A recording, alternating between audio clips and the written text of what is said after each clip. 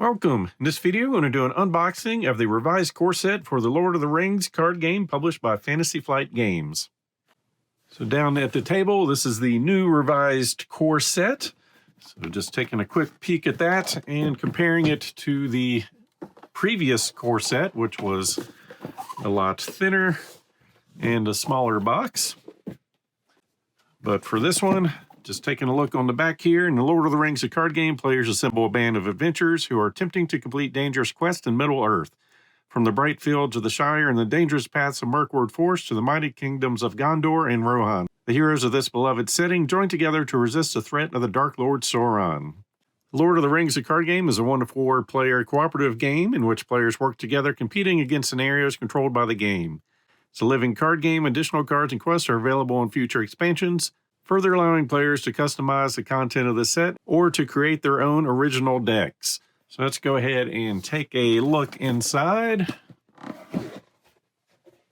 So right on top, we have our Learn to Play guide. And the first thing I notice that's different is we have a rules reference also. So in the base set or original core set, we just had the Learn to Play guide, and this was an online reference. So here we have a quick reference on the back. 36 pages. So starting out with our components, and just real quick, we'll go ahead and compare with the components from the original set. So we had 12 in the original. We've got 12 here, 188 player cards. The original only 120, so we've got 68 more cards. We've got the same 10 quest cards, 84 encounters, 57 resource tokens, which is more than last time. So these are in singles, threes, and fives. They used to just be singles. Then we have 66 progress tokens versus 26. 66 damage tokens in ones, threes, and fives versus the 40. Then the first player token and 2 threat dials versus 4 in the new set. And also stuff we didn't have in a previous is boon and burden cards and campaign cards. So that'd probably be the last time I bring that out, just for comparison. So just flipping through here. Going over the key concepts, creating decks. So a lot of the layout's the same. It's just a bigger rule book, size-wise anyway, with things laid out.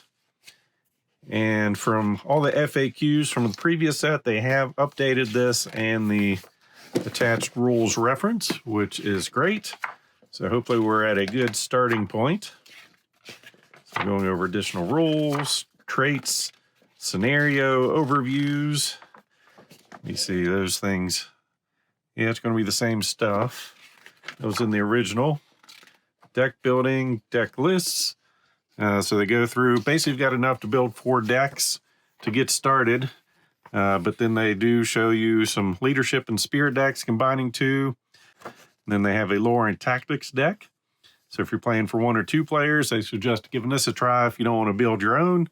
And if you're playing a single game, they recommend doing the leadership and spirit deck. So it's nice to have something there so you don't have to jump right into constructing your own. And then you go over campaign mode. This is something new, kind of tying everything together. Expert campaign mode sounds like a bad idea. Then your campaign log and a spot for your fallen heroes, which does not sound promising. And some credits. Then we have our rules reference. And let's see, 35 pages. So that's just going to be alphabetical. So if you're in the middle of the game and you see a keyword or something that just doesn't make sense, it's going to be a quick and easy way to go to the right spot to see what is going on in the game. And everything's, like I said, big text. Also have a timing and gameplay chart, which is nice for those super rare occasions. Hopefully they're super rare. And then the card anatomy and campaign mode. Then a little flyer for Journeys in Middle-earth, which I think was well adapted for an adventure game with an app, voted best solo game, 13th Annual Gaming Awards. And of course we have the tokens that we were just looking at in the component list. So we've got our tracks that we'll have to construct, and then all of our tokens, front and back. And then 2 more trays. And this is, like I said, the standard thickness for Fantasy Flight, which kind of set the standard over a decade ago. And then our last tray of tokens. And they've given us somewhat of a container here to hold some of the cards, which is something they used to never do. Of course, here we have our contraptions to hold our trackers together. And of course, a bunch of cards for us to look through here in just a bit. So here I've placed all the components out. We've got all our tokens, our trackers, and all of our cards laid out by their different stacks. So these went together rather easily and work really good. So we'll start looking at the cards with some of the bad ones. We've got the Spiders of Mirkwood here. So at the top we can see their engagement costs, and we've got their threat, strength, and defense values along with their health set, and then all their text for the enemies. So we'll just go through here so you can get an idea. One other thing to point out is this game has 2 modes to play. You can play easy or standard. If you're playing in easy mode, you'll go through the sets and take all the ones with the gold border around the set icon and remove those. And then of course for standard mode, those will stay in. So then we've got some locations and some treachery cards. Then our next set is the Wilderlands. Got a Wolf Rider in there, a nice little Hill Troll, Goblin Sniper, some Wargs, and then Treachery and some locations. And then off to our Orcs. You got those, the Chieftain, the Beastmaster, some Treachery cards and locations. And we're going to Mirkwood with a couple more spiders.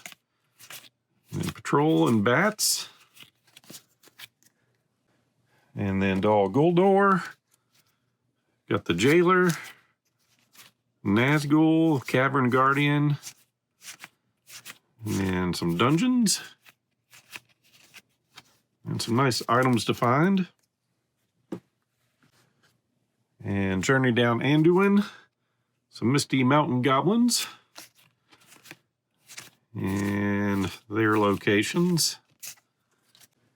And then lastly, we've got Sauron's Reach with some Eastern Crows, and the Treachery cards in that set. And then we can go on to our quest cards. These are dual-sided. So we've got the passage through Mirkwood, front and back. So there's going to be 3 in this one. And of course, the last one got a 3A and a 3B. Then we have the Escape from Dol Guldur, through the caverns, and out of the dungeons. And then Journey Along the Anduin. So to the river, and then the passage, and the ambush of the shore.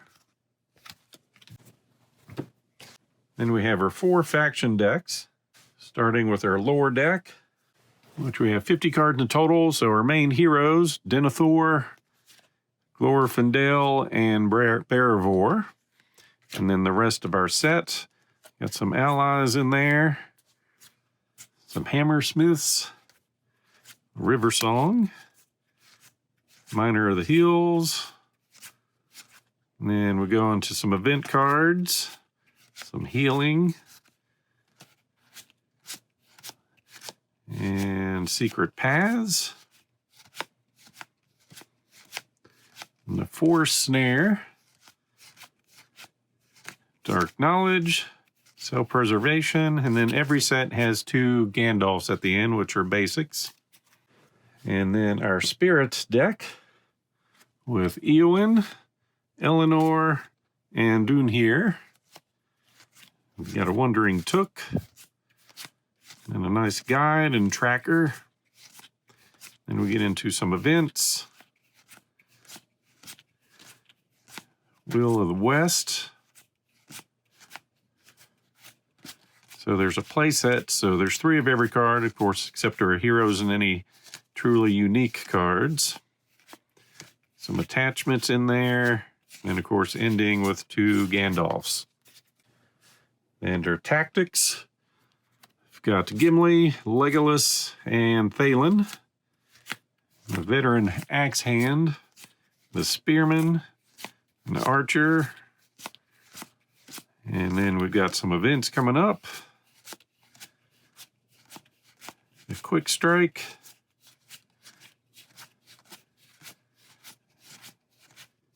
And then our blade of Gondolin. Some nice citadel plate. A dwarven axe.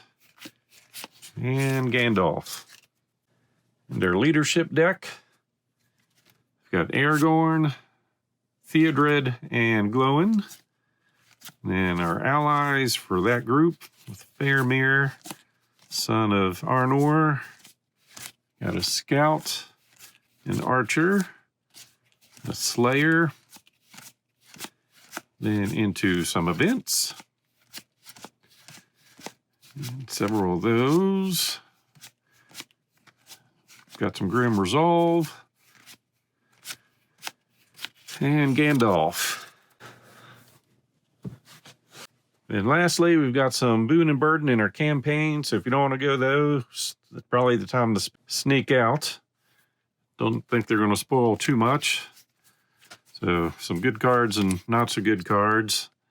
Got some supports coming in. So some events, some Valor, and a boon. Let's see, an attachment and an ally. Then our burdens. We can be scared or scarred. And our campaign cards, you've got 3 of those for part 1 of the pass and 2 and 3, and they are dual-sided. So that is everything in the revised edition of the Lord of the Rings card game. As always, hope you enjoyed this unboxing, so please click on the like button below and be sure to subscribe. Thanks for watching.